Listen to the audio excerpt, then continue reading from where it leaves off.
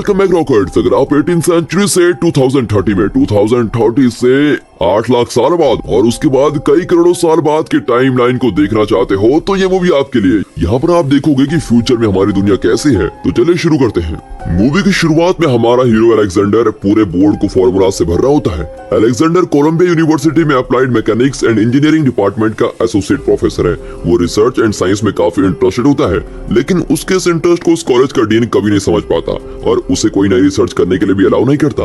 Alexander सभी लोगों की तरह न रहकर सबसे अलग सोच रखने वाला इंसान बनना चाहता है और इसलिए जब ठंड होती है तो सभी लोग एक ही टाइप की हैट पहनते हैं, तो वो उस हैट को नहीं पहनता ताकि वो सबसे अलग दिखे। और अब उसके कॉलेज का समय भी खत्म हो जाता है, लेकिन उसको कोई अंदाजा भी नहीं होता और वो ही रुका रहता है। तब उसका फ्रेंड डेविड उसके पास आकर कहता है कि तुम्हें तो अपने लवर से मिलना था ना आज, तो अब तो कॉलेज के टाइम खत्म हो गया है, तुम यहाँ क्या कर रहे हो? तुम्हें अपने लवर से नहीं मिलना क्या? फिर वो भाग कर अपने घर में पहुंचता है और तब उसके घर की हाउसकीपर मिसेस वॉचिट उसे एडवाइस देती है, तुम्हारे इस कोट में तो कई चॉक्स के पीस गिरे हैं, कम से कम इसको तो चेंज करके जाओ। अब इसके घर पे भी देखिए कि इसने काफी सारे प्रोजेक्ट्स किए हुए हैं।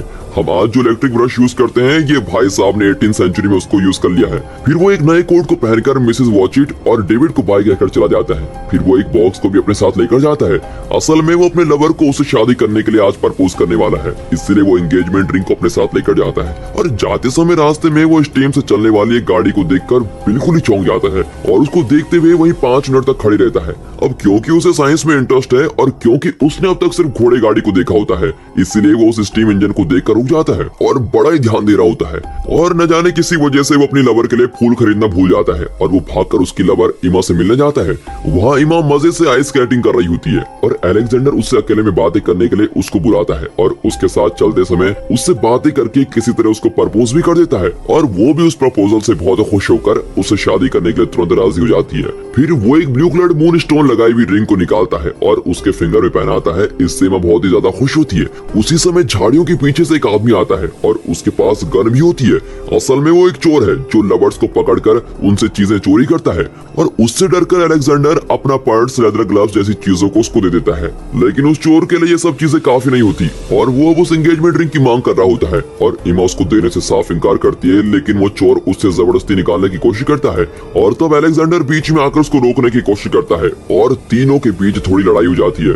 और फिर इस लड़ाई में एक्सीडेंटली उस चोर की बंदूक चलती है और उसकी बुलेट सीधे इमा पर लग जाती है और ये देखकर वो चोर वहाँ से भाग जाता है। और फिर बहुत खून निकलने के बाद इमा उसकी रिंग पहनकर अलेक्जेंडर की गोद में मर जाती है।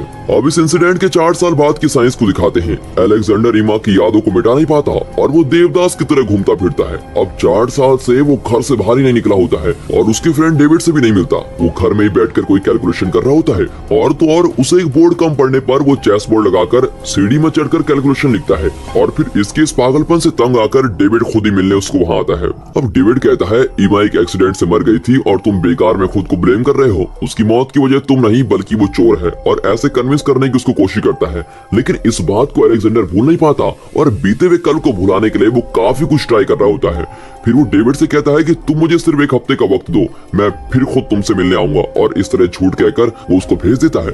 असल में वो 4 साल से घर में बैठकर एक टाइम मशीन को इन्वेंट करने की कोशिश करने में लगा है, यानी वो एक टाइम मशीन बनाकर पास्ट में जाना चाहता है और उस इंसिडेंट को बदलना चाहता है। फिर फाइनली वो एक टाइम मशीन को बना ही देता है और इसी खुशी में वो अच्छे से तैयार भी हो जाता है। फिर उस टाइम मशीन पर इमा की फोटो वाली लॉकेट को लगाकर उसे स्टार्ट करता है। और अब अगले सीन में दिखाते हैं कि 4 साल पहले वो इंसिडेंट जहाँ हुआ था उसी जगह पर वो खड़ा होता है। वो इमा को यहाँ वहाँ ढूंढता है और इमा खुद ही उसके पास आ जाती है और वो पूछती है क्या बात है, आज तो तुम जल्दी कैसे आ गए? और अलेक्जेंडर उसे जिंदा देखने की खुशी में उसको देखते रह जाता है। क्या तुम मेरे लिए फूल लेकर नहीं आए? ऐसा इमा के पूछने पर वो पब्लिक में उसे किस करने लगता है और उसको हग भी करता है। फिर वो कहता है कि मुझे तुमसे कुछ जरूरी बातें करनी है और एक घोड़ा गाड़ी में बैठकर एक क्राउडेड प्लेस में जाकर रुकता है क्योंकि वो पिछली बार की तरह अकेले में रहकर उस इंसिडेंट को नहीं दोहराना चाहता। सिटी स्ट्रीट में उतरते ही स्ट्रीम गाड़ी उन्हें क्रॉस करती है और इस टाइम अलेक्जेंडर उस गाड़ी को देखकर सरप्राइज नहीं होता क्योंकि वो पहले भी देख चुका है। वो इमा के साथ गुजरने वाले हर एक पल को इम्पोर्टेंट समझता है और फिर उससे कहता है कि तुम अब सेफली घर जाओ, मैं रात में आकर तुमसे मिलूंगा। और तब इमा उसे फिर से कहती है कि मुझे फूल चाहिए और वो फूल लेने के लिए एक शॉप में जाता है और उसके फ्लावर शॉप में जाते ही वहाँ स्टीम गाड़ी रोड पर अजीब तरीके से चलने लगती है और तब उसके सामने से पास होने वाले घोड़ा गाड़ी के दोनों ही घोड़े उस स्टीम व्हीकल की आवाज से डरकर उछलने लगते हैं और फिर वो घोड़ा गाड़ी रोड साइड पर खड़ी इमा पर गिर जाती है और दुर्भाग्य से इमा फिर मर जाती है। अब अलेक्जेंडर फिर से ऐसा इंसिडेंट होने पर बहुत ही उदास होता होता है और इमा के इस एक्सीडेंट को जानकर डेविड आकर उसको कंसोल करता है, लेकिन उसके दिमाग में कोई और बात चल रही होती है। वो इमा के फेट को कैसे बदला जा सकता है इस बारे में सोच रहा होता है, इसलिए वो फिर टाइम मशीन में बैठकर उसे स्टार्ट करता है और इस बार वो फ्यूचर में जाना चाहता है। उस मशीन के स्टार्ट होने पर उसके सराउंडिंग्स के season, day time, fashion, building, technology ये सभी बदलने लगती है और ये सब चलते समय वाइब्रेशन में इमा का लॉकेट गलती से नीचे गिर जाता है, लेकिन अलेक्जेंडर उसको पकड़ नहीं पाता और वो नीचे गिरकर गायब भी हो जाता है। फिर कुछ देर बाद वो स्क्रीन में द फ्यूचर इज नाउ को डिस्प्ले होते हुए देखता है और अब वो फ्यूचर में आ चुका है ये समझते हुए वो मशीन को स्टॉप करता है और अब वो मई 2030 में पहुंच चुका है और इस टाइमलाइन में सभी लोग वेकेशन के लिए पेरिस और स्विट्जरलैंड में नहीं बल्कि सीधे चांद पर जाकर अपना वेकेशन एंजॉय करते हैं। वहाँ सभी लोग मॉडर्न तरीके से ड्रेस करके चल रहे होते हैं और अलेक्जेंडर अपने पुराने सूट में होता है। तब एक लड़की उसकी टाइम मशीन को देखकर उससे मजाक में पूछती है वो कौन सी मशीन है, क्या वो कॉफी वेंडिंग मशीन है। फिर वो आगे चलकर एक पब्लिक लाइब्रेरी में जाता है और उस लाइब्रेरी में कई स्कूल्स के बच्चे भी नजर आते हैं। उन बच्चों के हाथ में कोई नोटबुक और पेन नहीं होता बल्कि उनके पास एक ट्रांसपेरेंट गैजेट होता है जो कि माइक्रो स्कैनर है और इस तरह के बड़े साइज के काफी माइक्रो स्कैनर्स पूरे लाइब्रेरी में रखे होते हैं और उनमें से वॉक्स नाम का एक वर्चुअल लाइब्रेरी असिस्टेंट होता है जो पूरी लाइब्रेरी को हैंडल करता है। वो अलेक्जेंडर से बातें करने लगता है। उसमें लाइब्रेरी में होने वाले बुक्स की सारी डिटेल्स होती हैं और उससे कोई सवाल किए जाने पर उन बुक्स में से इन्फॉर्मेशन पढ़कर वॉक्स बता सकता है।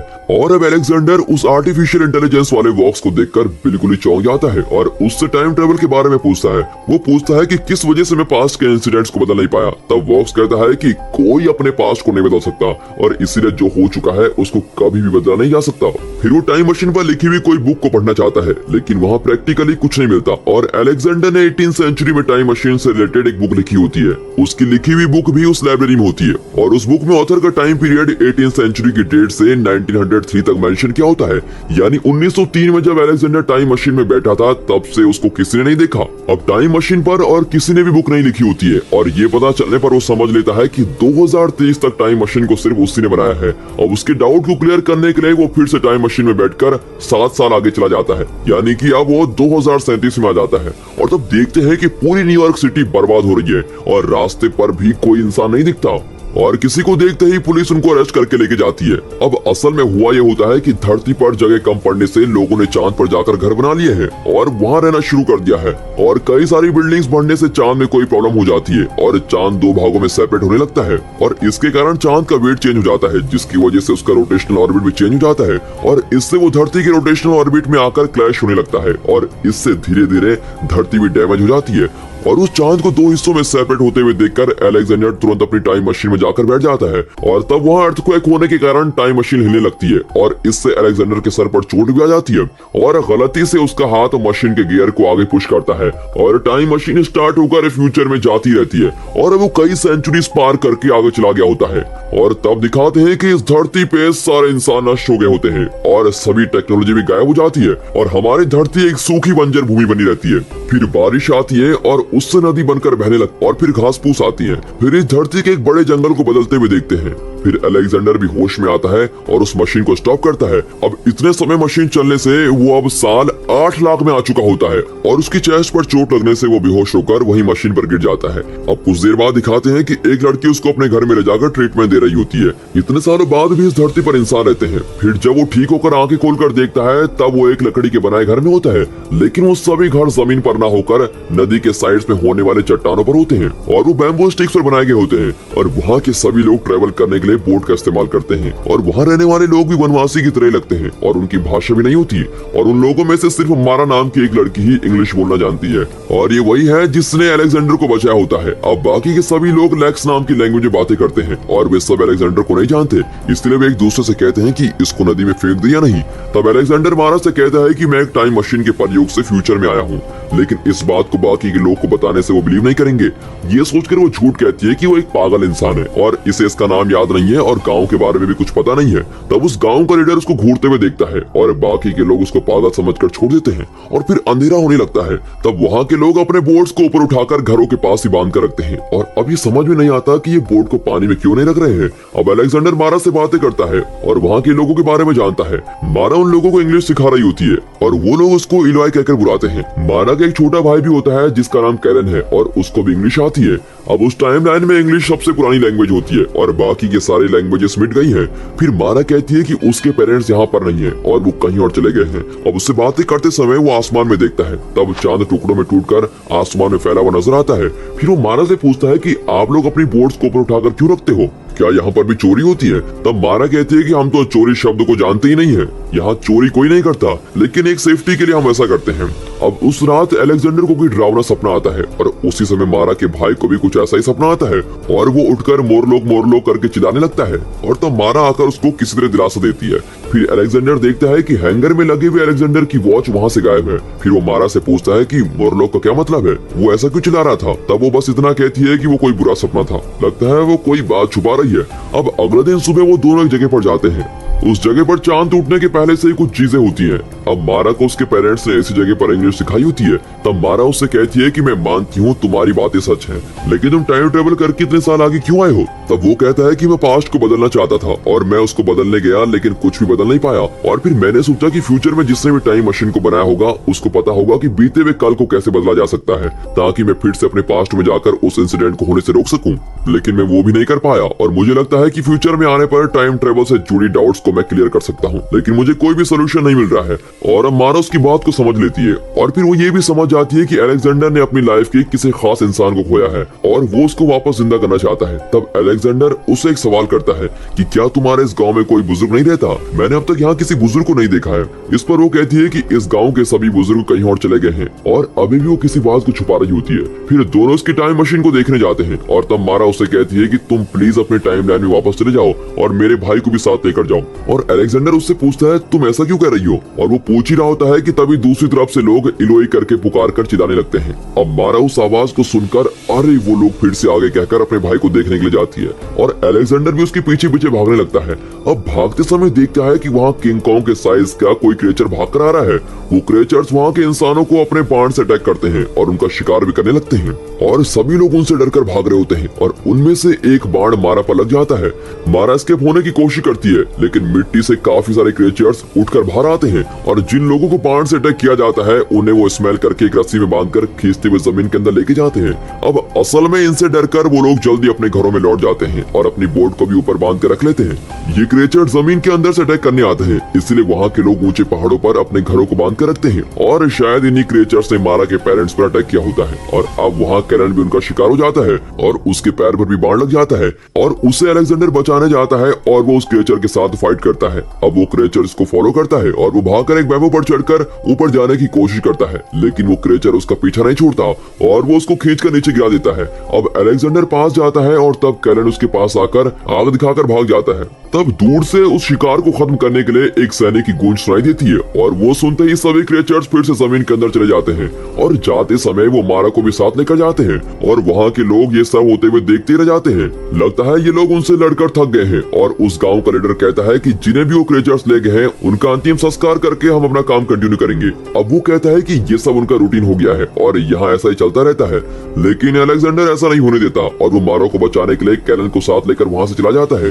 अब रात में कैरन उसे एक अंडरग्राउंड रास्ते में लेकर जाता है और वहाँ एक बड़े साइज का मेटल बॉल पड़ा होता है। अलेक्जेंडर सोचता है कि इसे मैंने पहले कहीं नहीं देखा। फिर उसे याद आता है कि यही वो पुरानी पब्लिक लाइब्रेरी है और यही उस आर्टिफिशियल इंटेलिजेंस बॉक्स की कोर मेमोरी है। वर्ल्ड के सारे आर्टिफिशियल इंटेलिजेंस प्रोग्राम नष्ट हो जाते हैं और अब यही बचा होता है जो कि आखिरी प्रोग्राम भी है और इसमें 8 लाख सालों की इन्फॉर्मेशन स्टोर रहती है। अब बॉक्स कहता है कि 8 लाख सालों तक इस धरती के सारे लोग इंसान हुआ करते थे और फिर उसके बाद कई डिजास्टर्स हुए, जिसके बाद इंसानों का कुल अब 2 हिस्सों में सेपरेट हो गया है।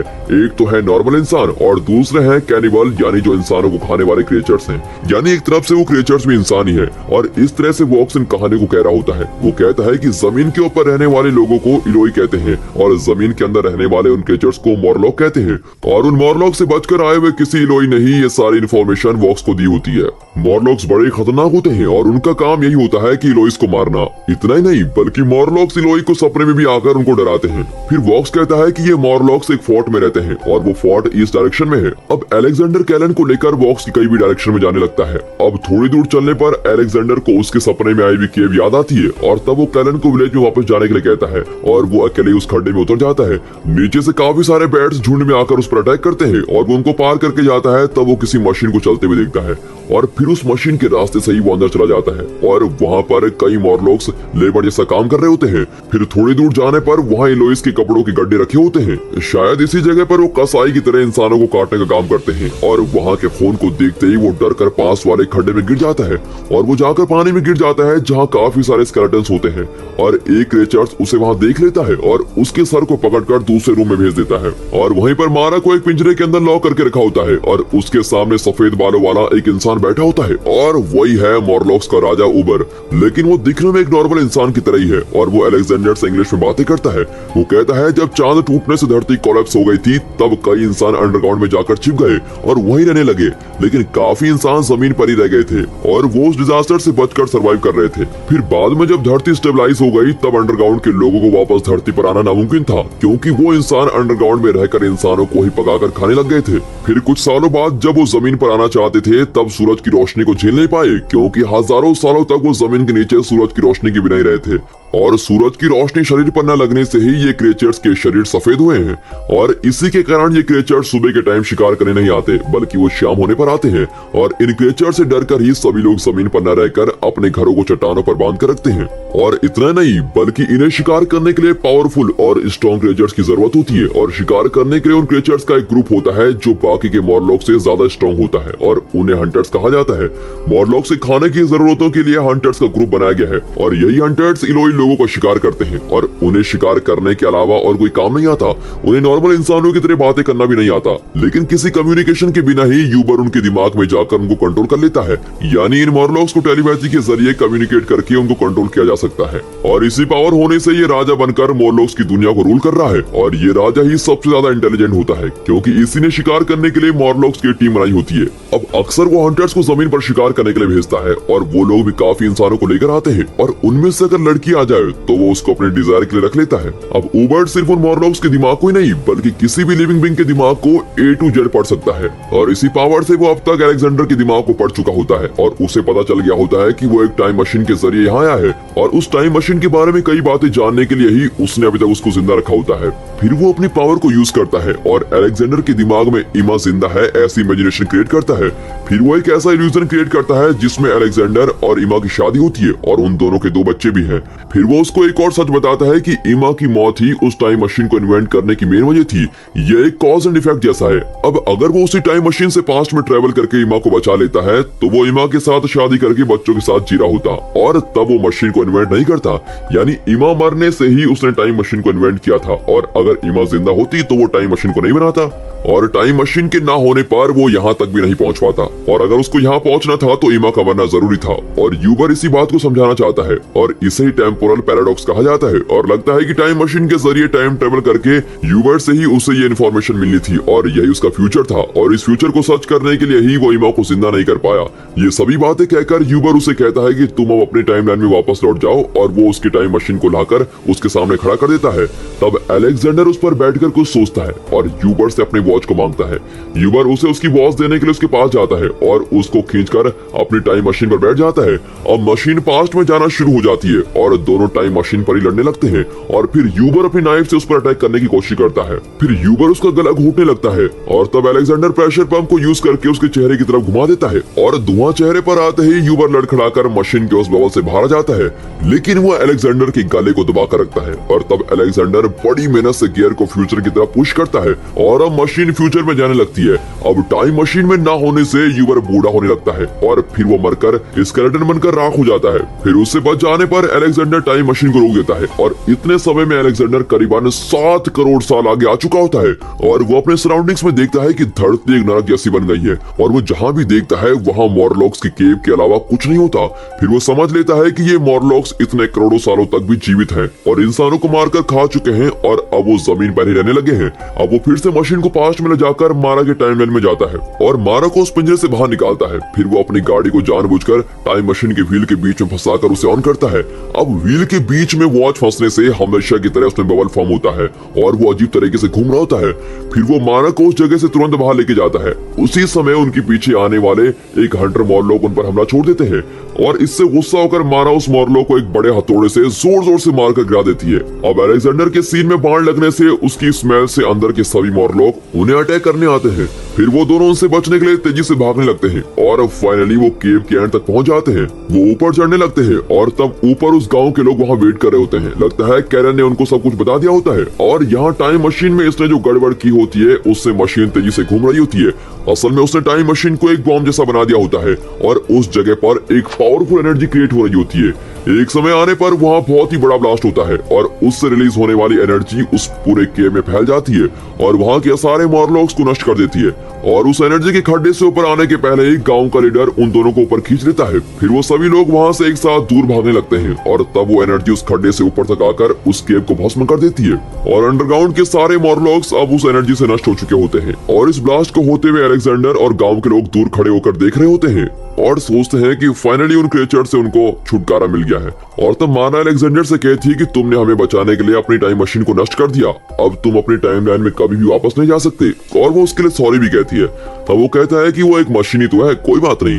अब अलेक्जेंडर ने सिर्फ मारा को ही नहीं बल्कि उस पूरे गाँव को बचाया होता है और उनके पूरे वंश को बचाया होता है और वो मानता है कि वो लोग इस धरती को हरा भरा और सुंदर बना देंगे। अब मारा भी अलेक्जेंडर का हाथ पकड़ लेती है और दोनों एक दूसरे को पसंद करते हैं। फिर दिखाते हैं कि वॉक्स उस गांव के बच्चों को इंग्लिश की कहानी सुना रहा होता है और बच्चे उन्हें मजे से सुन रहे होते हैं। और यहाँ अलेक्जेंडर मारा और कैरन को उसके घर का लोकेशन बता रहा होता है। वो उसकी टाइम मशीन के लोकेशन से उनके घर के सारे रूम्स के लोकेशन को बता रहा होता है और इस तरह अलेक्जेंडर अपने फ्यूचर में सेटल हो जाता है। लेकिन पैरेलल में उसकी ओरिजिनल टाइमलाइन यानी 18th सेंचुरी में मिसेस वॉचिट डेविड से कहकर परेशान होती रहती है कि वो कहाँ गया। तब वो कहता है कि वो कहीं जाकर अपने पसंद की लाइफ जी रहा होगा और इस बात से हमें बहुत ही खुश होना चाहिए। फिर डेविड उसकी लैब को टेक ओवर करके आगे क्या करना है इस बारे में सोचता है और अलेक्जेंडर के इन्वेंट किए हुए आइटम से यूज करके उनसे कुछ प्रोडक्टिव काम करता है। अब डेविड मिसेस वॉचिट को अपने घर में हाउसकीपर बनकर रहने के लिए कहता है और तब वो कहती है कि ठीक है, अलेक्जेंडर के यहाँ वापस लौटने तक मैं तुम्हारे घर में काम करूंगी। और वो डेविड के साथ चली जाती है और आखिर में डेविड उस लैब को संभालते हुए उसके हेड को निकाल कर फेंक देता है। लगता है अब इसे अलेक्जेंडर की एडवाइस समझ आ गई है और वो भी सबसे अलग सोच रखने वाला इंसान बनकर रहना चाहता है। और दोस्तों, इसी के साथ ये मूवी यहाँ पर खत्म होती है। And finally thanks for watching.